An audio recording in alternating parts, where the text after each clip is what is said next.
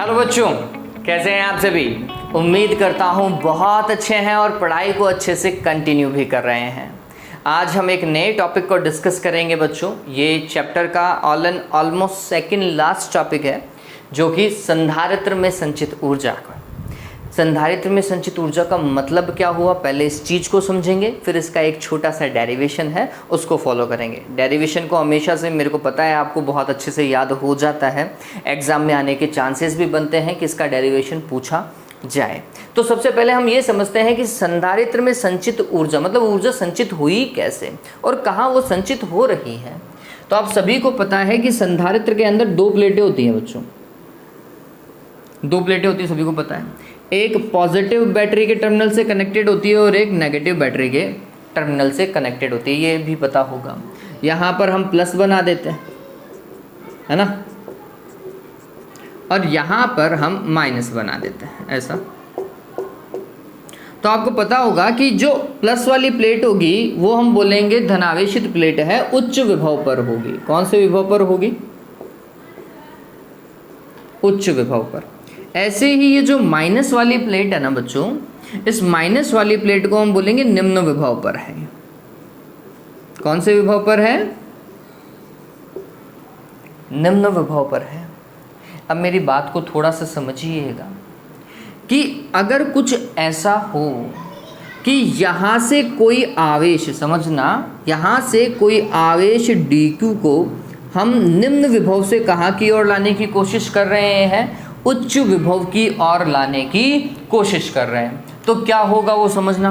हम बोलेंगे ये प्लस का आवेश माना, इस प्लस के आवेश को ये माइनस का आवेश तो क्या करेगा? अपनी ओर खींचेगा, और ये वाला प्लस का आवेश प्रतिकर्षित करेगा। तो भैया इसके ऊपर लगने वाला बल कहाँ की ओर था? इस तरफ, है ना। माइनस वाला आकर्षित कर रहा था, प्लस वाला इसे प्रतिकर्षित कर रहा था, तो इस तरफ फेंक रहा था, और हम इसे लेकर के आना चाहते हैं उच्च विभव पर। तो क्या करना पड़ेगा? कार्य करना पड़ेगा। और ये जो बाह्य स्रोत द्वारा किया गया कार्य है, आवेश को एक प्लेट से दूसरी प्लेट तक स्थानांतरित करने में जो कार्य किया जाता है, वह आवेश की स्थितिज ऊर्जा के रूप में क्या हो जाता है बच्चों? संचित हो जाता है। क्लियर है ये बात? इस बात को ध्यान में रखिएगा। हमेशा जो बाह्य कार्य किया जाता है ना किसी बल के विरुद्ध, वह किया गया कार्य किसमें कन्वर्ट हो रहा होता है? स्थितिज ऊर्जा में या ऊर्जा के अंदर कन्वर्ट हो रहा होता है। इस चीज़ को ध्यान में रखो। अब ये जो संचित ऊर्जा का कॉन्सेप्ट आप एक और तरीके से ले सकते हैं। ये भी बात, मतलब जो फॉर्मूला हम निकालने वाले हैं वो फॉर्मूला यहाँ पर भी लागू होता है।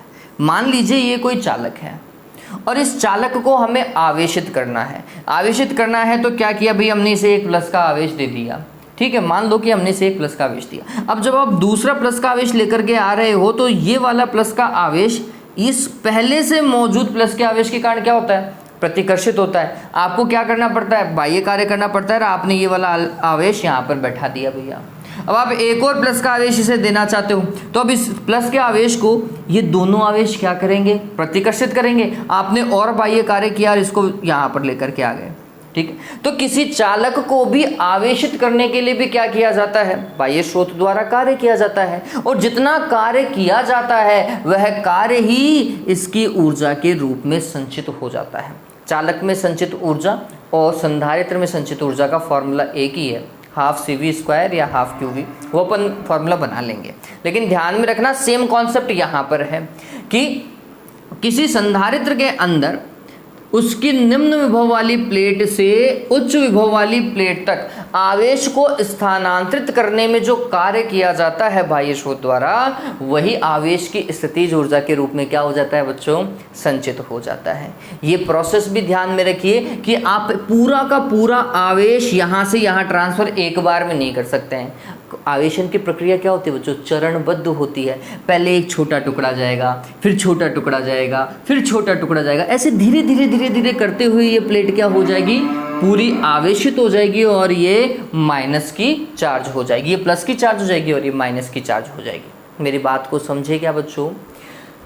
सबसे पहला पॉइंट हम समझेंगे प्लेटों का आवेशन। क्या समझा? प्लेटों का आवेशन। प्लेटों का आवेशन मतलब संधारित्र का आवेशन। इसमें एक सिंपल सा पॉइंट है कि जब भी किसी समांतर प्लेट संधारित्र या संधारित्र में एक प्लेट से दूसरी प्लेट तक आवेश का स्थानांतरण हो जाता है, तो एक प्लेट प्लस की आवेशित हो जाती है और दूसरी माइनस की आवेशित हो जाती है। क्लियर है? जो प्लेट इस प्रक्रिया में ऋण आवेशित होती है वह निम्न विभव पर, और जो धनावेशित होती है वह उच्च विभव पर होती है। ठीक है, अब हम क्या कर रहे हैं, निम्न विभव से उच्च विभव की ओर क्या कर रहे हैं बच्चों, क्या आवेश को ट्रांसफर कर रहे हैं, और इस आवेश को ट्रांसफर करने में जो कार्य किया जाता है वही क्या है, स्थितिज ऊर्जा में कन्वर्ट होता है। ठीक है, बात समझ में आ गया? चलो, तो उम्मीद करता हूँ ये चीज़ बहुत सिंपल है ना। आवेश ट्रांसफर करने में जितना काम किया, आवेश के स्थानांतरण में हमने जितना कार्य किया, वह कार्य ही स्थितिज ऊर्जा के रूप में संचित होता है। ठीक है, चलिए, तो यहाँ पर अगर मेरे को थोड़ी बहुत थ्योरी लिखनी होती तो मैं क्या लिखता वो समझिए। तो हम लिखते, देखो आवेशन से स्टार्ट करूँगा। संधारित्र के आवेशन, संधारित्र के आवेशन से तात्पर्य है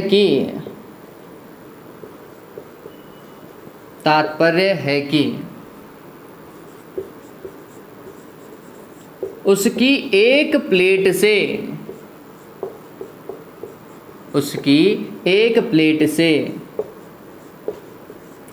दूसरी प्लेट तक, एक प्लेट से दूसरी प्लेट तक आवेशों का स्थानांतरण होना, ये आवेशन का मतलब है। ठीक है, ये हमने किसको प्रदर्शित किया, आवेशन को, कि संधारित्र आवेशित कैसे होता है। एक मिनट रुकिएगा।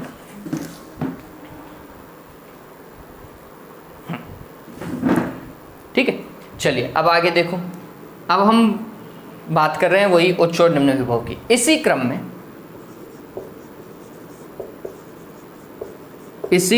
में संधारित्र की धनावेशित प्लेट, कौन सी प्लेट बच्चों, धनावेशित प्लेट उच्च विभव पर तथा ऋणावेशित प्लेट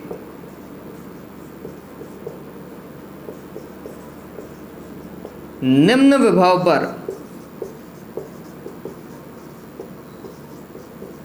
हो जाती।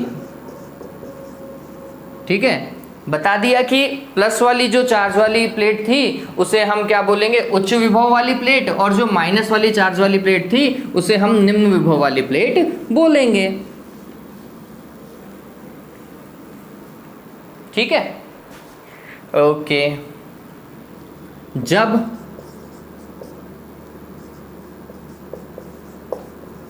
आवेश को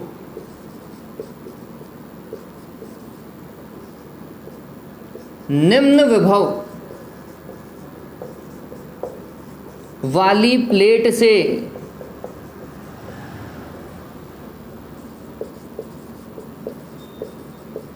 उच्च विभव वाली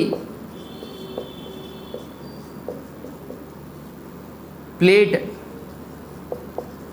की ओर स्थानांतरित किया जाता है,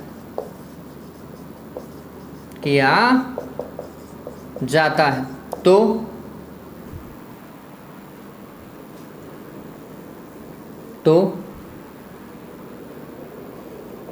इस स्थिति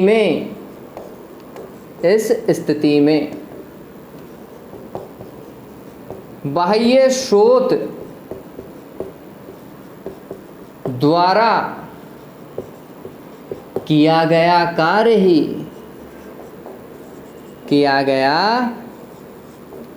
कार्य ही स्थितिज ऊर्जा के रूप में संचित होता है। ठीक है, ये डन हुआ। अब ये समझिए कि हम इस डेरिवेशन को कैसे फॉलो करेंगे। तो समझना इस चीज को, मान लेते हैं कि ये संधारित्र की प्लस वाली प्लेट है और ये संधारित्र की माइनस वाली प्लेट है। प्लस वाली को कुछ प्लस का आवेश बता देते हैं।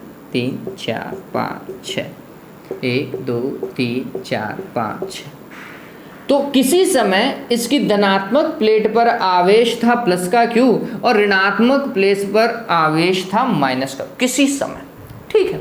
और उस स्थिति में प्लेटों के बीच का विभवांतर मैं क्या मान लेता हूँ, V मान लेता हूँ, ठीक। आप क्या कर रहे हैं, इसके निम्न विभव वाली प्लेट से एक छोटा सा आवेश dq क्या किया जाता है, स्थानांतरित किया जाता है। कहाँ से कहाँ की ओर, निम्न विभव से उच्च विभव की ओर क्या किया गया है, स्थानांतरित किया गया है। ये बात और समझिए कि जब ये स्थानांतरित किया जाता है तो प्लेटों के बीच में एक समरूप विद्युत क्षेत्र है, ऐसा। अरे विद्युत क्षेत्र ऐसा ही है ना, ये समरूप विद्युत क्षेत्र है। और आप विद्युत क्षेत्र के विपरीत दिशा में क्या कर रहे हैं, आवेश को स्थानांतरित कर रहे हैं, ये भी आपको ज्ञात होना चाहिए, ठीक। अब समझिए, तो हमने बोला माना, समझना आप कैसे काम करेंगे। माना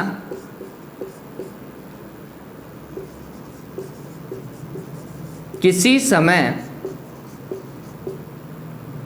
पर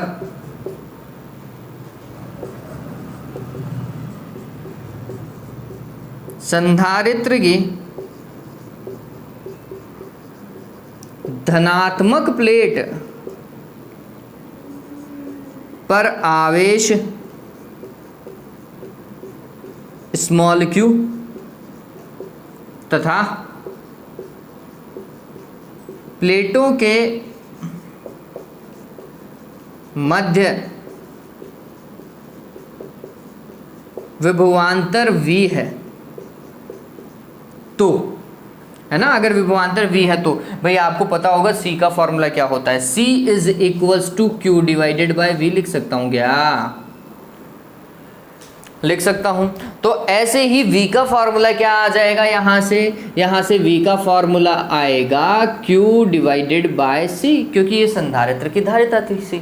और किसी समय जब हमने देखा विभवांतर V था और आवेश कितना था, Q था, तो Q डिवाइडेड बाय C का फॉर्मूला बन गया, सिंपल सा था, ठीक। ये हमारे लिए क्या है, समीकरण नंबर 1। अब जब ये प्लस के आवेश ऐसा था तो हमने क्या किया, यहाँ से एक आवेश उठाया और कहाँ की ओर लेकर के गए, इसकी ओर लेकर गए। अभी तक पहुँचा नहीं है, बीच में ही है, ठीक है, बस ये गतिमान हो गया है यहाँ से, ये बात ध्यान में रखना। तो अब इस dq आवेश को निम्न विभव से उच्च विभव की ओर स्थानांतरित करने में किया गया कार्य। देखो dq आवेश को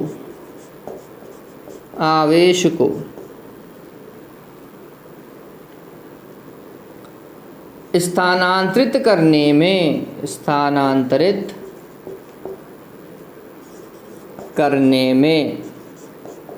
संपन्न कार्य कितना होगा रे देवताओं, कितना होगा कार्य। देखो कार्य W बराबर क्या लिखते हो, QV लिखते हो, नहीं लिखते हो देवताओं, है ना। V तो मेरे को पता है, Q कितना भैया, dq आवेश को स्थानांतरित कर रहे हैं, तो ये छोटा सा आवेश था तो इसलिए किया गया कार्य हम लिख रहे हैं dw।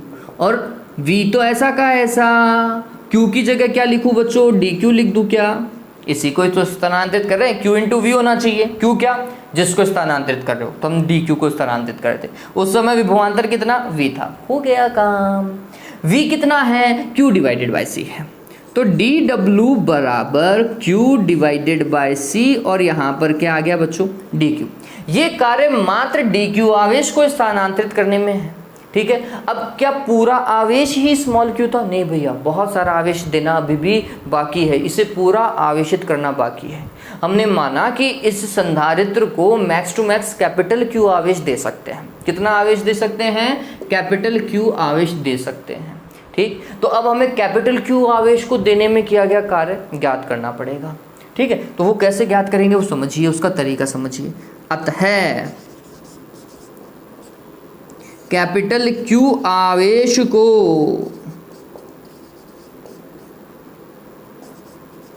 स्थानांतरित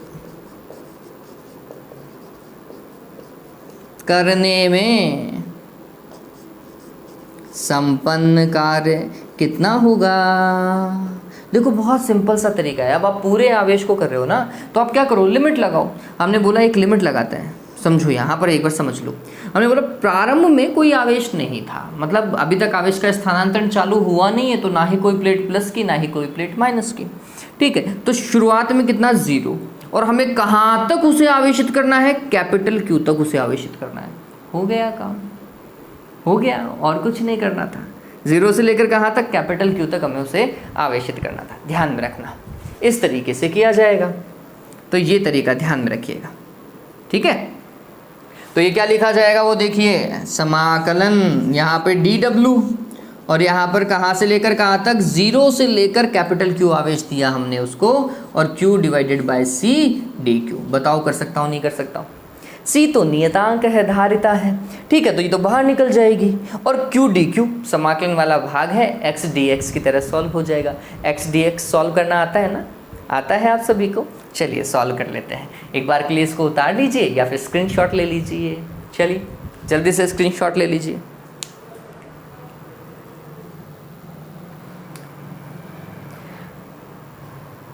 ये यहाँ तक डन है ना? यहाँ तक कहीं कोई दिक्कत नहीं आनी चाहिए, इसमें कहीं कोई दिक्कत नहीं होनी चाहिए। ओके, आगे चलें। थ्योरी वाला स्क्रीनशॉट ले लिया होगा, आगे चलते हैं ना, आगे चलते हैं। स्क्रीनशॉट ले लिया होगा आपने। ओके,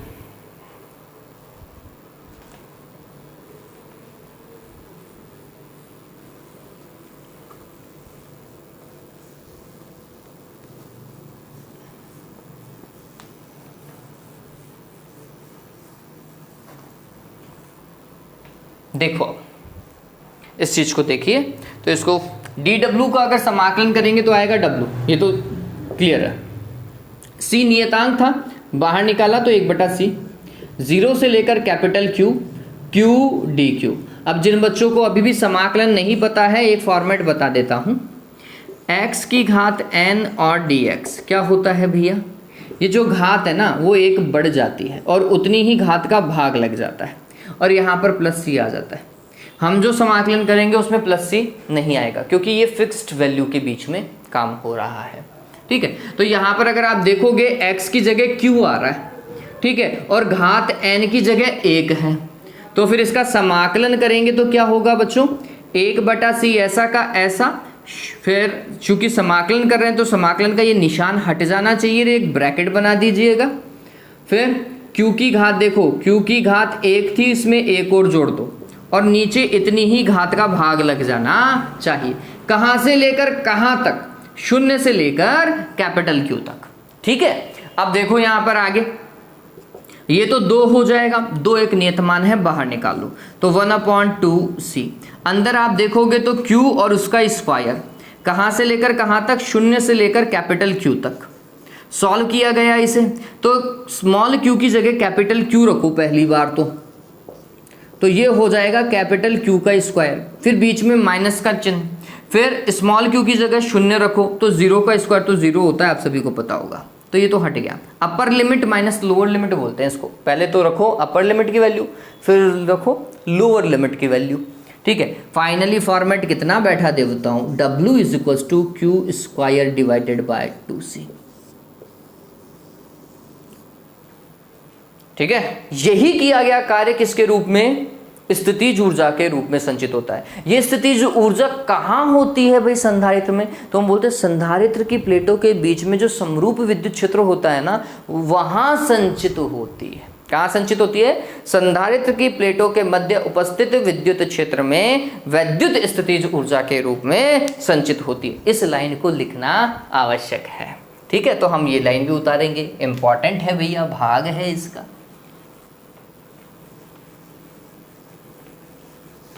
उम्मीद कर रहा हूँ ये डेरिवेशन क्लियर हो गया होगा, सिंपल सा था, बहुत सिंपल डेरिवेशन है बच्चों।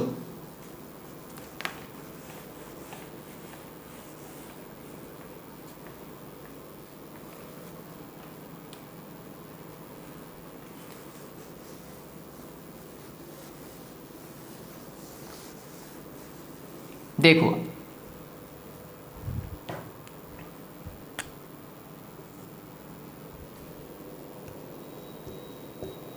यह किया गया कार्य ही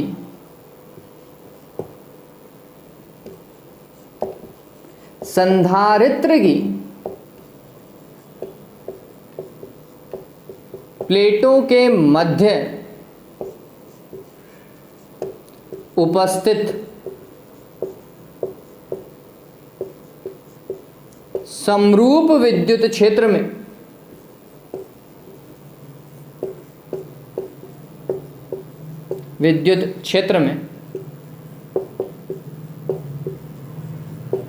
वैद्युत स्थितिज ऊर्जा के रूप में क्या होता है बच्चों, संचित होता है। अब ये थोड़ी सी बात आप ध्यान में रखिएगा, ये एग्जाम में पूछा जाता है, मैं मन से नहीं लिखा रहा हूँ, ये लाइन पूछी गई है कि संधारित्र में उसकी ऊर्जा कहाँ एवं किस रूप में संचित होती है, कहाँ एवं किस रूप में, तो कहाँ पर, प्लेटों के मध्य उपस्थित समरूप विद्युत क्षेत्र में, और किस रूप में, वैद्युत स्थितिज ऊर्जा के रूप में संचित होती है। ये ध्यान में रखोगे, ठीक है। तो अब ये W बराबर क्या हो गया, U हो गया क्या, तो U का पहला फॉर्मूला है half Q square divided by C, या फिर Q square divided bye 2C, कैसा भी लिख लीजिए। ये इसका पहला फॉर्मूला है, फॉर्मूला नंबर 1, ठीक है। अब इसका नेक्स्ट फॉर्मूला समझिए, हम इसे और कैसे लिख सकते हैं, तो U इज इक्वल्स टू, देखिए 1/2, मैं Q को चेंज कर रहा हूँ, Q is equals to CV लिखा जा सकता है, CV, Q की जगह CV लिख सकते हैं, और इसका क्या, स्क्वायर, और नीचे क्या है, C है, तो U इज इक्वल्स टू हो जाएगा half C square V square divide by C, C से C कैंसिल, तो क्या होगा, U बराबर हाफ CV स्क्वायर। ये वाला फॉर्मूला सबसे ज़्यादा उपयोग में आने वाला फॉर्मूला है, ये फॉर्मूला नंबर 2 है बच्चों, ध्यान में रखिएगा। संधारित्र की प्लेटों के मध्य उपस्थित वैद्युत स्थितिज ऊर्जा का फॉर्मूला होता है हाफ CV स्क्वायर। किसी चालक को आवेशित करने में किया गया कार्य भी कितना है, हाफ CV स्क्वायर, या ये half Q square upon C। वापस से सुन लीजिए, चालक को आवेशित करने में किया गया कार्य या फिर संधारित्र के मध्य संचित ऊर्जा, दोनों के फॉर्मूले समान है क्योंकि पैटर्न एक ही है, प्रोसेस एक ही है, ठीक है। फिर इसका एक और फॉर्मूला है तथा, और देखो तीसरा formula, U is equals to half CV square को मैं लिख सकता हूं CV इंटू V, CV तो Q हो गया क्या बच्चों, तो इसकी जगह तो Q और इसकी जगह V, ये तो V तो ऐसा कैसा, तो हाफ QV भी इसका फॉर्मूला है, फॉर्मूला नंबर 3। अब देखो एक इंटरेस्टिंग फैक्ट बताता हूँ, क्या हो रहा है, संधारित्र के ऊपर कुल आवेश कितना आ रहा है, Q आ रहा है, प्लेटों के बीच में विभवांतर कितना, V है, यही है, कुल आवेश Q है, प्लेटों के बीच में विभवांतर V है, तो कार्य कितना करना पड़ा, कार्य कितना करना पड़ा, Q आवेश को V विभवांतर तक त्वरित करने में या ले जाने में किया गया कार्य। समझिए इस चीज को, इस पॉइंट से इस पॉइंट तक, A से B तक, और इन दोनों के बीच का विभवांतर कितना है, V है, कितने आवेश को ट्रांसफर कर रहे हो, Q को कर रहे हो, तो किया गया कार्य क्या होगा, W is equals to QV बताता हूं क्या मैं, W इज इक्वल्स टू क्या, QV होता है, क्या होता है, कार्य कितना किया वास्तविकता में, QV, ऊर्जा कितनी स्टोर हुई, हाफ QV, देवताओं फिर आधे हाफ QV का गबला हो गया क्या, काम इतना किया था, QV काम किया था, ऊर्जा संचित कितनी हो रही है, हाफ QV, आधी हो रही, तो बच्ची कहाँ गई, आंसर है बच्चों, ये वाली ऊर्जा है ना, बहुत सारी चीज़ों के रूप में नष्ट हो सकती है, बहुत सारी। हम वैसे ऊष्मीय ऊर्जा मान करके चलते हैं कि ऊष्मीय ऊर्जा के रूप में नष्ट हो जाती है, लेकिन ये बहुत सारे कारकों के ऊपर डिपेंड करता है, ध्वनि में, चिंगारी में, ढीगना में, फलाण में, ऐसे बहुत सारे फैक्टर हैं जिनके ऊपर ये ऊर्जा क्या हो जाती है, क्षयित हो जाती है। ध्यान रह जाएगा, ऊर्जा का क्षय होता है, काम हम जितना करते हैं उसकी आधी ही क्या हो पाती है, संचित हो पाती है, ठीक, ये एक अच्छा फैक्ट है।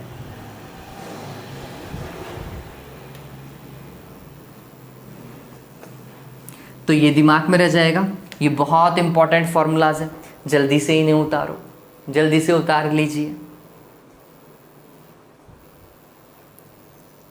ये टॉपिक बहुत इंपॉर्टेंट है देवताओं,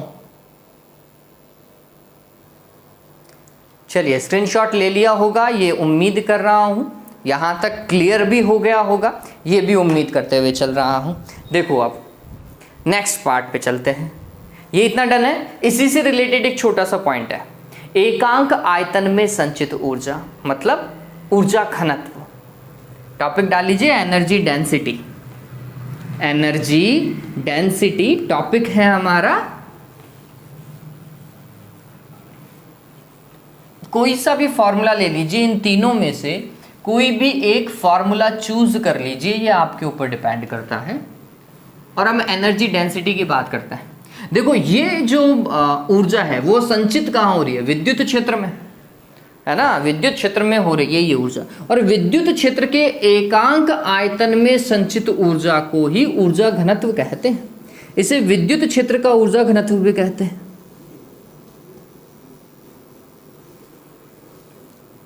अभी जो हमने निकाला है वो संपूर्ण विद्युत क्षेत्र में संचित ऊर्जा है, क्योंकि वो संधारित्र की कुल ऊर्जा है।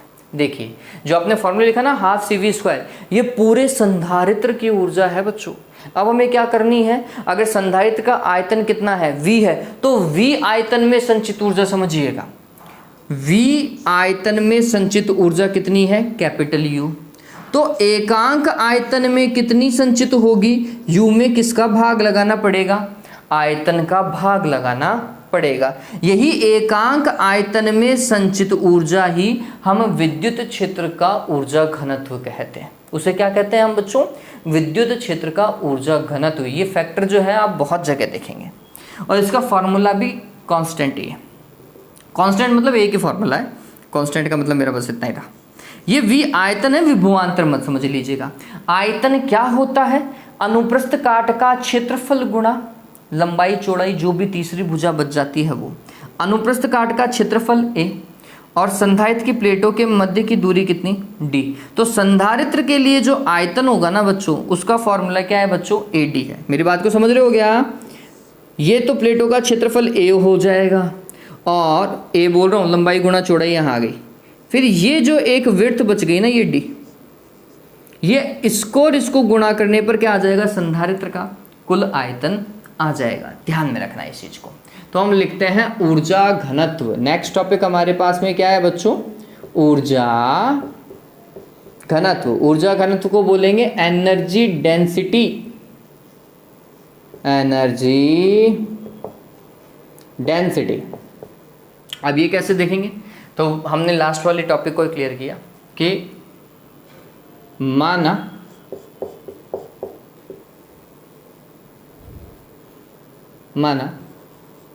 किसी संधारित्र की प्लेटों का क्षेत्रफल कितना है बच्चों? A है, तथा प्लेटों के मध्य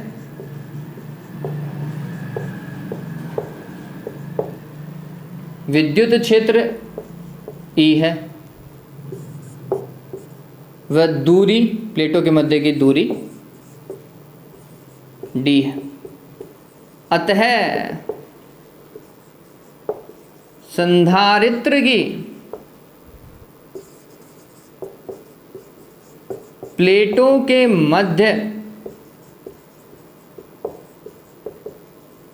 संचित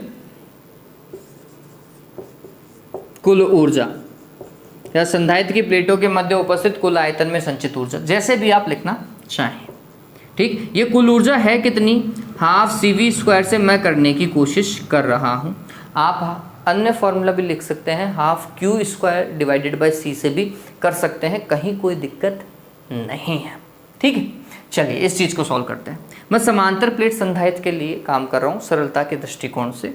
तुम लिखा सरलता के दृष्टिकोण से, सरलता हेतु, और ये सारे तरीके के संधारित्रों के लिए काम करेगा। कोई जरूरी नहीं कि समांतर प्लेट संधारित्र के लिए काम करेगा, ये बेलनाकार संधारित्र के लिए भी काम करेगा, तो ये गोलीय संधारित्र के लिए भी काम करेगा, हर तरीके के संधारित्र के लिए काम करेगा। हम तो सिर्फ सिंपलिसिटी में चल रहे हैं। ठीक है, सरलता हेतु समांतर प्लेट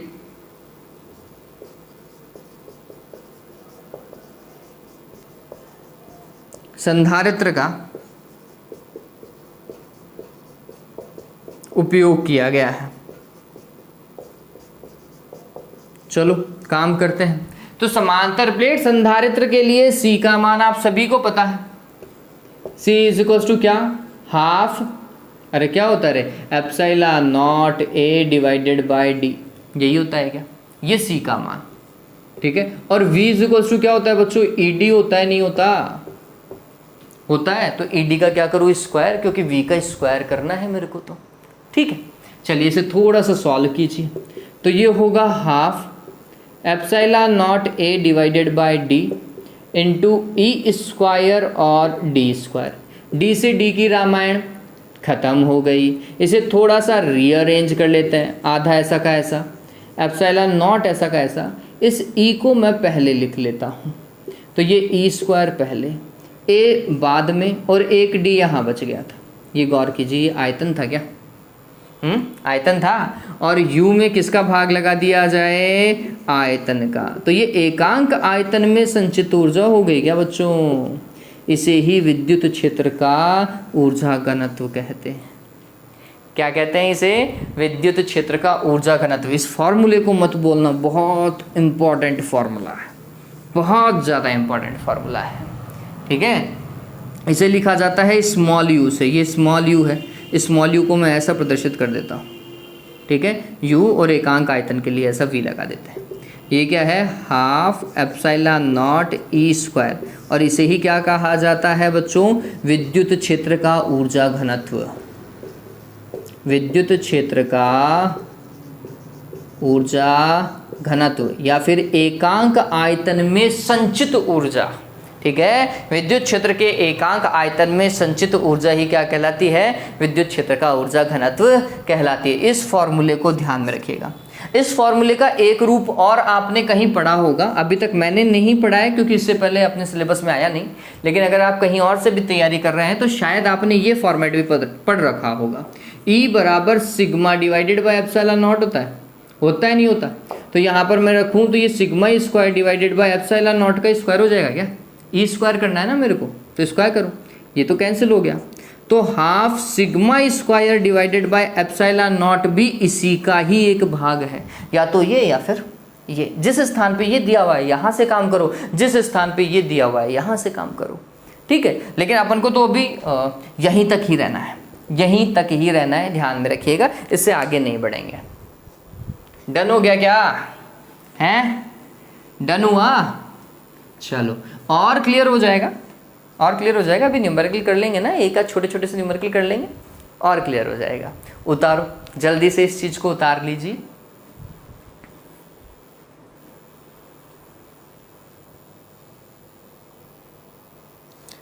ओके, तो यहां तक उतार लिया है आपने, है ना, स्क्रीनशॉट ले लिया होगा।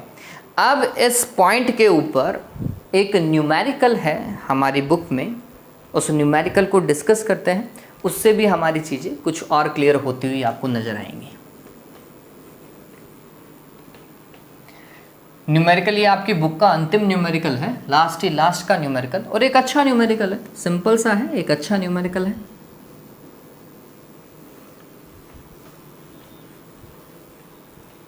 और यहाँ तक मेरे हिसाब से आपके नोट्स बन गए होंगे। नोट्स को साथ के साथ बना लीजिए, बहुत अच्छा रहेगा। नोट्स मैं भी आपको भेज दूंगा, लेकिन आप खुद के हाथ से जितने नोट्स लिखेंगे ना बच्चों, वो आपकी प्रैक्टिस को, आपकी याद करने की क्षमता को बढ़ाएगा। ऑल राइट, चलिए, तो ये उदाहरण संख्या 2.10 है और कुछ इस तरीके का है। क्या भाई, सवाल देखिए, इसका पहला भाग आपको दिखाई दे रहा होगा। इसका पहला भाग है 900 पिको फैरेड के किसी संधारित्र को 100 वोल्ट की बैटरी से आवेशित किया जाता है। लेट्स सपोज कीजिए कि कोई संधारित्र है और कितना 900 पिको फैरेड है, इसे आवेशित किया गया एक बैटरी से, और बैटरी की वैल्यू दे रखी है 100 वोल्ट। कितनी, 100 वोल्ट। तो अगर ये प्लस का है तो फिर ये प्लस की होगी, ये माइनस का होगा, ठीक है। आवेशित कर दिया। संधारित्र में संचित कुल स्थिर वैद्युत ऊर्जा कितनी है? इस संधारित्र में कितनी ऊर्जा संचित होगी? फॉर्मेट कैसे देखेंगे भैया? संचित ऊर्जा U इज इक्वल्स टू, समझना मेरी बात को, U is equals to half CV² लिख सकता हूं क्या? तो ये हो जाएगा हाफ C का मान देखिए 900 है, गुणा 10 की घात -12, V का मान 100 गुणा 100 10 की घात 4 ही लिख दूँ क्या? ये हो जाएगा 450, 450, और ये हो जाएगा 10 की घात -8, यही है, जूल लिख देते हैं, है ना। 450 गुणा 10 की घात -8 जूल इतनी ऊर्जा संचित होगी किसमें भाई? संधारित्र में। ठीक है, इसके पास में कुछ ना कुछ आवेश भी आ जाएगा, वो देखने वाली बात है, वो देख लेंगे, अपन डिस्कस कर लेंगे। ओके, लेट्स सपोज कीजिए इसके पास में प्रारंभिक आवेश कितना है? Q है। ठीक, अब देखो क्या बोल रहा है, इस संधारित्र को बैटरी से वियोजित करके, अब इस बैटरी को हटा दो, किसी अन्य 900 पिकोफैरेड के संधारित्र से, दोनों संधारित्रों का मान समान हो गया, से संयोजित किया जाता है, निकाय की संचित स्थितिज ऊर्जा या स्थिर वैद्युत ऊर्जा ज्ञात कीजिए। ये एक अच्छा सवाल है, अच्छा सवाल है, नो डाउट। देखिए क्या बोल रहा है वो, इस बैटरी को हटाओ, बैटरी को हटाओ, तो चलो हटा देते हैं, हमारा क्या जा रहा है, और इसकी जगह एक ऐसा का ऐसा ही संधारित्र लगाओ। तो अगर ऊपर 900 पिकोफैरेड का है तो नीचे भी 900 पिकोफैरेड का ही संधारित्र होना चाहिए, कहने का मतलब ये है। अब देखो ये प्लेट प्लस की है ना, तो आवेशों का क्या होगा? स्थानांतरण होगा। ठीक, तो ये वाली प्लेट ऑटोमेटिकली किसकी होगी? प्लस की हो जाएगी, और ये वाली कैसी हो जाएगी? माइनस की हो जाएगी। पहले आवेश कितना था? Q था। अब भैया सममितता के दृष्टिकोण से इसके पास में भी Q/2 और इसके पास में भी Q/2 है। इसके ऊपर विभवांतर कितना था? V था। अरे आवेश आधा हुआ है तो विभव भी तो आधा होगा देवताओं, ये भी तो कॉन्सेप्ट बोलता ही है, ये भी तो बोलता है ना। तो इस चीज को ध्यान में रखिएगा, इस चीज को हमें ध्यान में रखना है। ये क्लियर हो गया? इतना क्लियर? तो किसी एक संधारित्र के पास में कितनी ऊर्जा होगी वो कैलकुलेट करेंगे, और उसको किससे गुणा कर देंगे? 2 से, क्योंकि कितने संधारित्र लगे हुए हैं? 2 लगे हुए हैं। बात समझ में आई? बात समझ में आई? चलो, तो सबसे पहले मैं बात करता हूं, समझना इस चीज को। पहले वाले संधारित्र की ऊर्जा जो थी वो U हमने निकाल ली, वो कितनी थी? 450 गुणा 10 की घात -8 जूल। इसके मैं कई फॉर्मूला लिख सकता था, हाफ CV², हाफ QV, जो मेरे मन में आता मैं उससे करता। लेट सपोज करो मैं हाफ QV भी लिख लूँ, उतना ही मान आएगा जितना हाफ CV² से आएगा। बात तो एक ही है भाई, किसी से भी निकाल लो, बस इसमें मेरे को Q निकालना पड़ता, जो मैं निकाल सकता था इस केस से। बताओ Q निकलेगा नहीं निकलेगा? C दिया हुआ है, V दिया हुआ है, Q तो निकलेगा ही निकलेगा, Q = CV करके। ठीक है, चलो हो गया ये क्लियर। अब देखो क्या हो रहा है, अब हम बोल रहे हैं कि अब संचित ऊर्जा कितनी है, तो वो समझिएगा। तो हमने लिखा U = हाफ QV से कर रहा हूँ, हाफ Q कितना हो गया है? आधा। V कितना हो गया है? आधा। ठीक है, तो ये फॉर्मेट कितना बैठा भाई? 1/2 तो ऐसा का ऐसा, और QV ऐसा का ऐसा, और इस पूरे को किससे गुणा कर दिया जाए? 1/4 से। तो जो प्रारंभिक ऊर्जा थी उसका कितना? 1/4, एक संधारित्र की ऊर्जा। ये किसकी है? एक संधारित्र की ऊर्जा।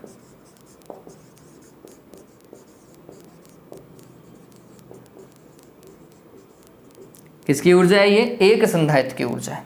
अतः निकाय की ऊर्जा क्या होगी?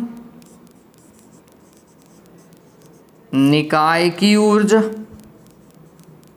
निकाय की ऊर्जा देखो, U इक्वलेंट लिख देता हूँ, बराबर होगा 2U, तो ये 2 × हाफ QV × 1/4, इससे इसको काट दो, 2 आ गया क्या?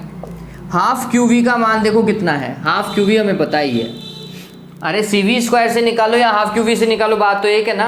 अरे 1/2 CV² से निकालो या हाफ QV से निकालो, मान इतना ही आएगा पहले का, कैसे निकाल लो। मैंने तो छोटे तरीके से करने की कोशिश की है। हाफ QV का मान कितना है? इतना है,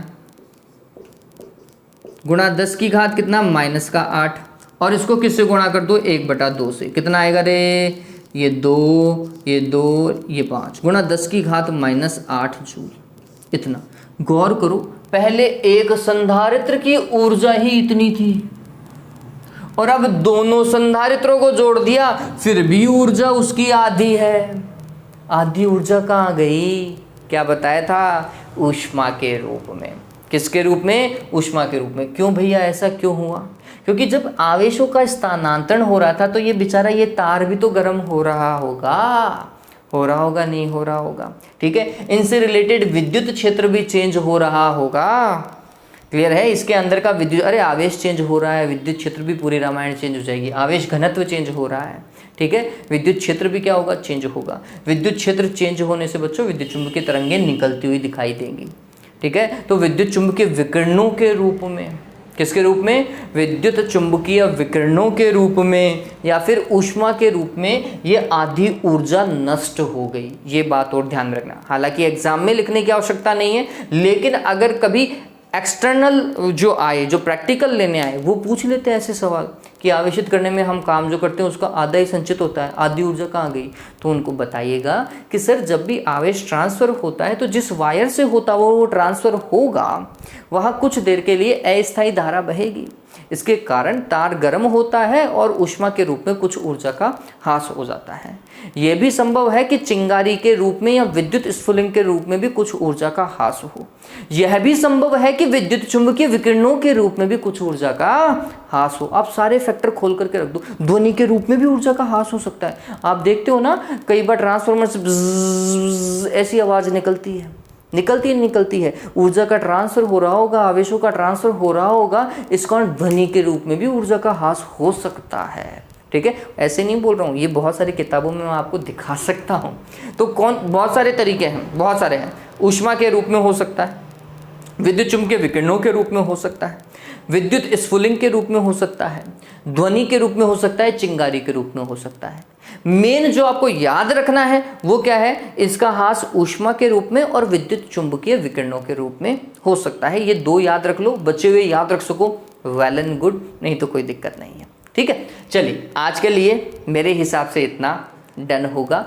अब ऊर्जा और ऊर्जा घनत्व वाला टॉपिक कंप्लीट है। फॉर्मूला याद रखिएगा, half QV half CV square और half Q square divided by C। ये फॉर्मूला बहुत इंपॉर्टेंट है, आपके काम ही आएगा।